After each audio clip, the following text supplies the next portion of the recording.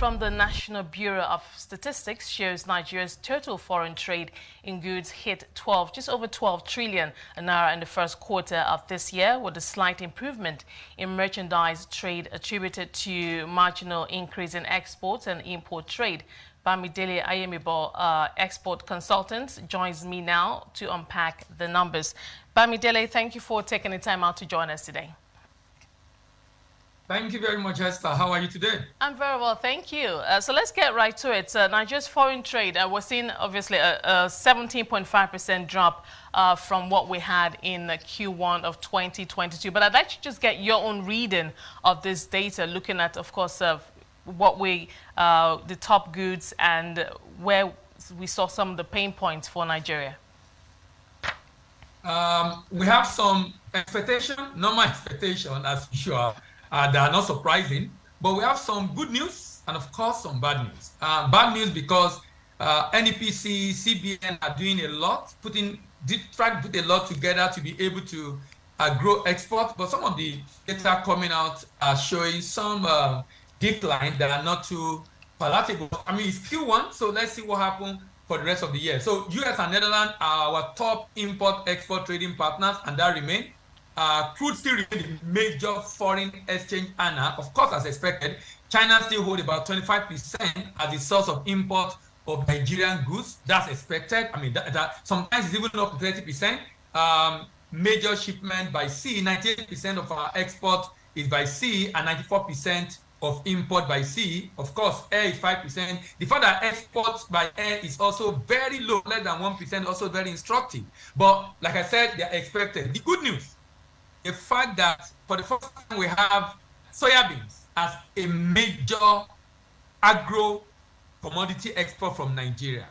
That for me is a sharing news, because if you look at all the major export commodity from Nigeria, agro commodity, from cashew to cocoa to ginger to gum arabic to sesame seed, all of them put together are now up to $30 billion. But soybeans alone is about $60 billion. And for many years, we've not been able to do very well in soybeans export, but now we're beginning to see being number 4 next to cashew, cocoa, and sesame seed. I think that's a very good news. Let's hope we're able to keep that up. Year-on-year growth of solid minerals, both Q-on-Q growth and year-on-year growth, 23%, 32% is commendable. For agric, 64% Q-on-Q growth and year-on-year growth, 38% for agric, also commendable. But the bad news, the fact that we have a decline of 8% in Q1 when you compare to 2022, it's not. I'm not sure CB and NEPC will be happy with that news. But like I said, it's Q1, so we still have Q2, we still have Q3, we still have Q4. So let's hope that we see an increase. But another bad news for me is the fact that oil and gas export increased to about 90%. It used to be 84, 85, 86. Now 90% in Q1. That's not a good news. We are talking about diversification. Yeah, if I could just come in here also. I mean, speaking of oil and gas, Nigeria also imported petrol worth 1.49 trillion, accounting for 26.8% of total imports during the period. I mean, going forward, if we do see, when the Dangote refinery comes on stream and we do see a reduction in that, how is that going to change the numbers or distribution in terms of what we are importing? How is that going to impact data following that? The reason why the CBN government is excited about Dangote refinery is because of what you just said. It's definitely going to save us a lot on PMS. I mean, PMS constitutes more than 20, I think about 30%, 20 something to 30% of the total volume of import, in terms of import. So it's consuming a lot of foreign exchange. We're going to definitely save a lot of foreign exchange by the time Dangote refinery starts and we begin to buy from Dangote. I'm not sure of modality yet. If it's going to be selling to Nigeria I'm hoping they'll sell to Nigeria in Naira, of course, because it's operating in a free trade zone, and Nigeria currently don't have a very clear, because even though it's Nigeria geographically, economically it's not Nigeria, so the operation around that I'm not too clear about it, because if that good is coming to Nigeria, the people importing supposed to open a Form M, right, as if they're importing from offshore.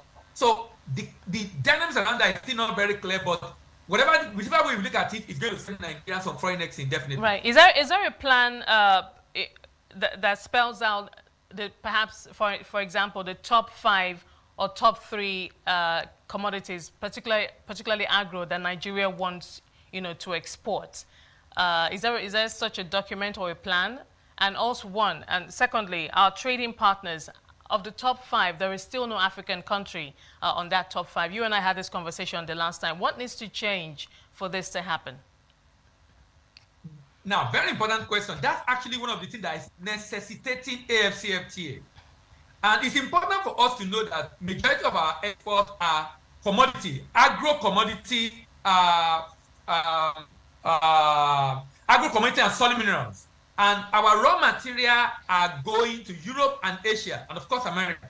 So Africa is not going to be buying raw material from us as much because Nigeria is better than many African countries. I mean, as bad as Nigeria is, we are still number 14, 15 in competitive index and number 4 or 5 within West Africa. So we're still better than a lot of African countries. So what Africa is going to buy from us are things they need for survival, knowing fully well the majority of African countries are living for survival. It's a low-income economy, and the majority being low income and some being lower middle income. So food item, agro products, food, processed agro products, fast-moving consumer goods are the things we are going to be able to sell in Africa. And that's why we need to join the Guided Trade Initiative. There is a meeting holding next week by the National Action Committee on AFCFTA to be able to get Nigeria into the Guided Trade Initiative. Because trade has started under AFCFTA with the Guided Trade Initiative, with Ghana, Rwanda, and a number of other African countries already trading.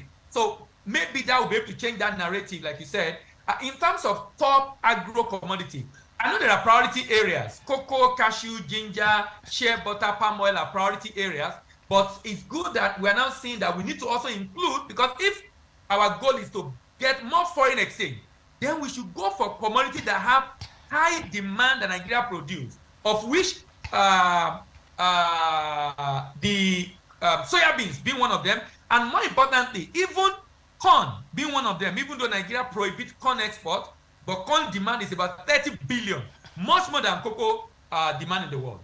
So finally, in terms of policy direction, in terms of our exports, trade, I've been asking analysts across different sectors. So I'm going to ask you, what kind of policies would you like to see or would are expedient at a time like this to help us boost, especially our exports and what we've been talking about now, major commodities, agro-commodities? I would strongly recommend that the president gives his ambassador a matching order that their KPI is going to be based on how much export they attract from Nigeria to where they are. Our ambassadors are not doing enough in terms of helping our export to grow. They don't even see it as one of the things they need to do.